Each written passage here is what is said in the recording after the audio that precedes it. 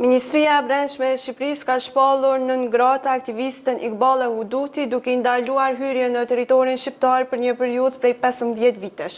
Sipas burimeve zyrtare, vendimi është firmosur nga Ministri i Brendshëm Besfort Llamallari pas vlerësimeve të institucioneve përgjegjëse të sigurisë, të cilat kanë konstatuar se aktiviteti i Hudutit mund të cënojë interesat e sigurisë kombëtare, rendin publik dhe stabilitetin e vendit.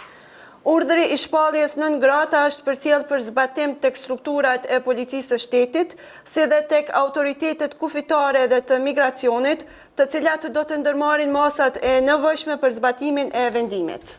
Çështja ka marrë edhe jehun politike pasi edhe kryeministri i Shqipërisë ka reaguar në rrjetet sociale për aktivitetin dhe pjesëmarrjen e Hudutit në protestat e mbajtura në Tiranë. Kreu i qeverisë publikoi fotografi dhe ngriti akuza për deklarata që sipas tij përmbajnë retorikë ekstremiste dhe mesazhe nxitse. Rama e lidhi gjithashtu figurën e saj me mbështetjen ndaj ish-generalit iranian Qasem Soleimani, duke publikuar një fotografi ku Huduti shfaqej pranë ish-presidentit iranian Mahmoud Ahmadinejad.